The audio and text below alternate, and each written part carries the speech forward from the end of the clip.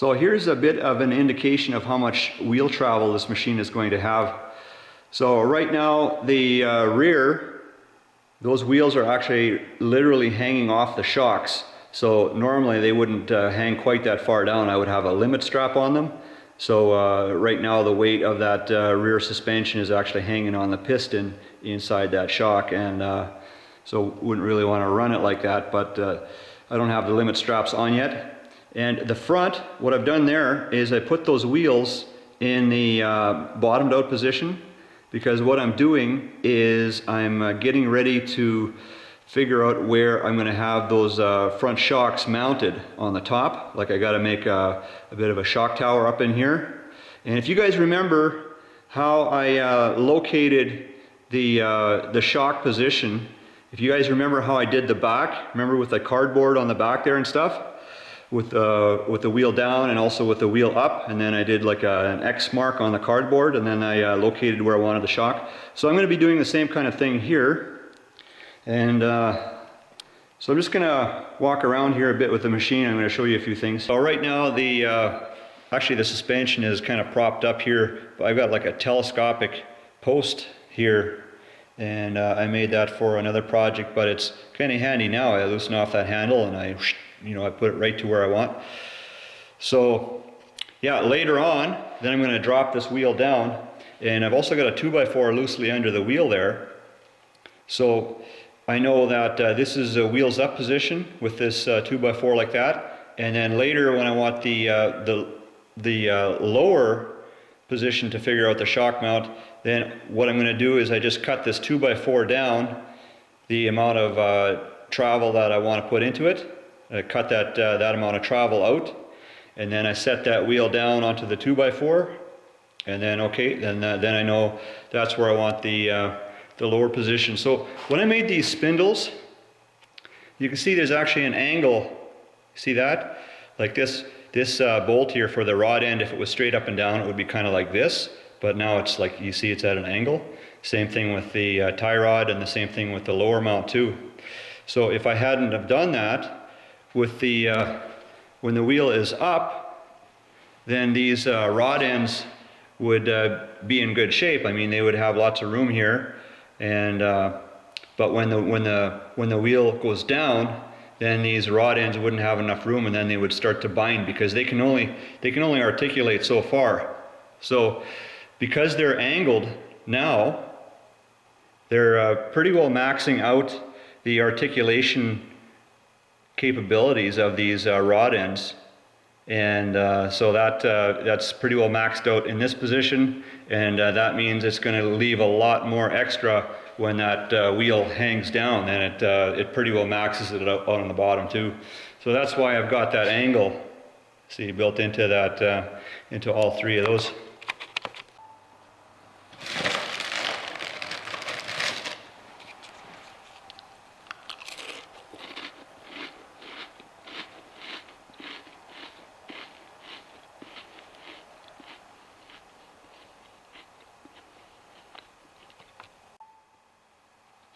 So if you look close on that front wheel, you can see a string coming through the rim, and then it wraps around the tire on the bottom, and then that string, it heads out under the machine and then underneath the other tire. So that way I can measure from the string to the bottom of the frame and find out how much room I've got in there, and then it helps me to get the height that I want for the wheels like this. Plus it also makes, I can get the not one tire is lower than the other. Just true it up to the frame. That's the plan there. And another thing that seemed to work out pretty good, so you see the shape of the lower A-arm. It's got that bridge shape to support the weight of the machine as the shock puts the load on it.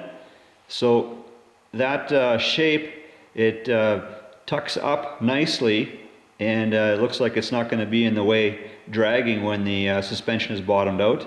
So you can see we're looking at the bottom of the frame, and you can't see,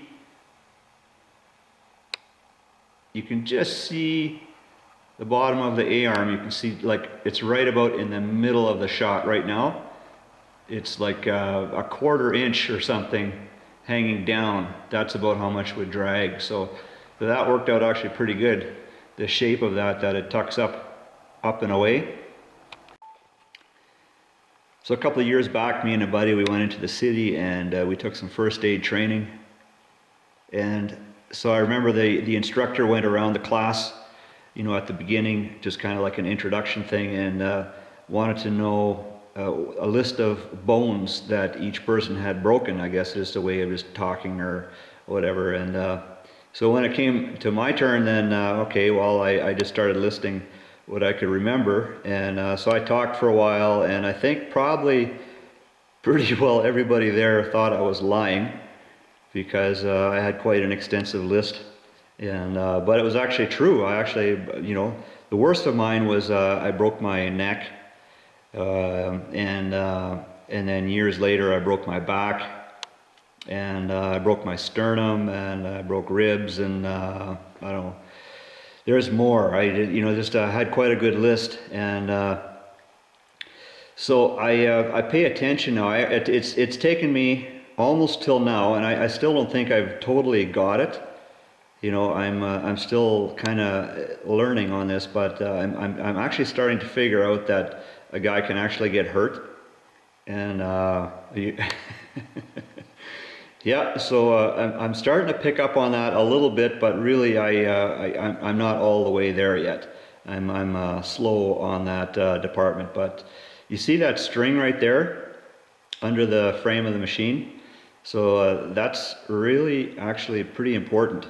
That's showing me how much room is left from the frame to the ground once that thing bottoms out. And that's based on zero tire flex and zero ground compression with the impact, but both of those are bound to happen. So see, and that's the biggest reason that well, it's one of the big reasons that I changed over to automotive tires, is I can pump them up with some pretty good air pressure and try and minimize the flex on that tire. So I've been sitting here pondering that gap from the string to the frame. And like I say, a guy's got to get that right if you don't want to get yourself beat up too bad driving this thing. So I think I'll be all right, but I'll watch it closely, and I may have to play around with the bump stop a bit, but and keep an eye on the air pressure and stuff too. You know, if I was running an ATV tire, then that gap there with the string, I've been thinking maybe I'm going to just upload this.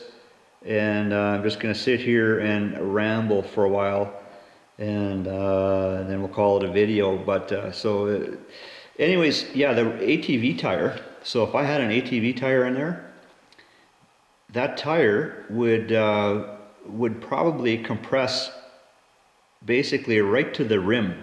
Like this whole gap here would be gone, and the tire would be flat, and that tire, the rim would want to be like right on the ground, like on a really good impact. So that's one of the big reasons I got away from ATV tires. And so then I would have to have more gap here. I'd have to have a bigger gap to accommodate all that tire compression, trying to minimize the scrub. That's why I'm trying to keep it as high as what I think I can there. So, and I don't really want to tell you what that number is there, like as far as inches, because what I'm doing here may not be suitable for the next machine, like depending on the weight of the machine, depending on how well the shocks work, depending on how the tires work, you know, the tire compression, and maybe other variables also. Anyways, this is kind of turning into a bit of a rambling video. It's dark outside, it's getting late, so maybe I'm going to upload this. And last time one guy was talking, he actually works on shocks like that, and I think he was talking about he's running the machine that does the finishing on the inside of the bore there for that shock. He had a name for it, but I've already forgotten what that name is. I would just call it honing, but he had a different kind of name for that. But very interesting guys in all kinds of different trades. And it doesn't seem to matter what kind of a video I put up, you know, whether it's, okay, I'm building the garage, and then, oh, I got all kinds of experienced guys that, that are also into building. Like I talked about an air nailer like many videos back, and lots of guys knowledgeable about air nailers, and you know, it's a small world, and you know, I so much appreciate that that you guys watch my stuff, and some of the stuff I do is like so lame, and but you guys keep watching and you keep coming back for more, and supporting the you know, my YouTube channel. So you know, and I don't respond to all the comments. You know, way back when I kind of first started on YouTube, for a short while I had kind of a mission, okay, I'm going to respond to everybody's comment. And I guess maybe technically I could still like really try at that, but I mean, it's you always miss somebody, and you know, and okay, let's say I would respond to 99% of the comments, and there's always some that you miss. Then that one or two guys that you missed in that video, all the comments, then you missed that guy, then it makes it look like you're, you know, oh, you don't like that guy and you want to pick on that guy or something. And then, you know, so if I miss like about half of the comments, or maybe miss about like 75% of the comments, then it becomes obvious that I'm not trying to avoid like one or two individuals. It's just like, you know, I put some effort into it, and it actually, YouTube actually gets kind of busy after a while. And I guess technically if I could be doing this full time, then maybe I don't know. So I'll tell you guys some more stuff about me, and see what when I make videos, you guys, you know, you guys just see the stuff that I do in the shop or in the garage or whatever. Okay, welding a little bit of stuff and make some, you know, fabricate, or you know, some dirt bike stuff or whatever, and then that's all you see of me. And then maybe a week goes by, and then another video comes up, and then you figure, okay, well, that's all that guy ever does, because that's all he ever posts. And so actually YouTube is actually a very, really, it's kind of like a small part of me. Like it's like almost like there's a, you know,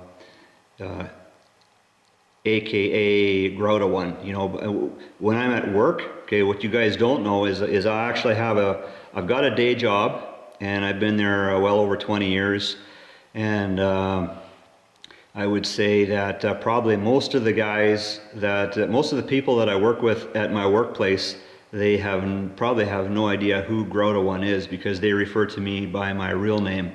And so I don't know why I'm telling you that, but you know, I've got a family, and it's like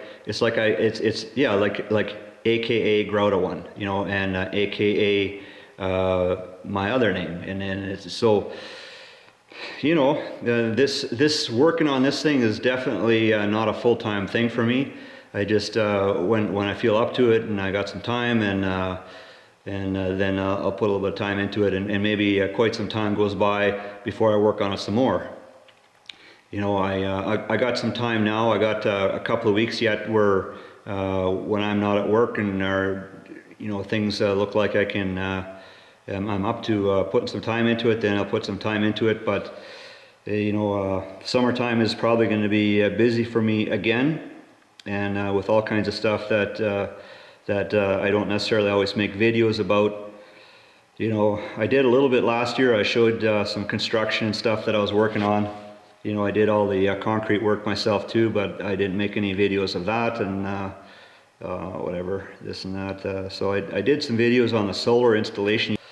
So anyways, I'm going to sit down in my chair here again. Every once in a while I come in here and I play my guitar right there, and I enjoy that. I got this new little sound coming out of that thing that I enjoy. Maybe I'll put that into a video sometime. So yeah, I think probably I'm going to post this, because this video is probably going to turn out to be a long babbling session here, and not really getting much done. But anyways, I just figured I'd fill you guys in a little bit on what's going on here. And so like I say, I appreciate your comments, and if I miss your comment, don't consider it that I'm trying to avoid you or I don't like you.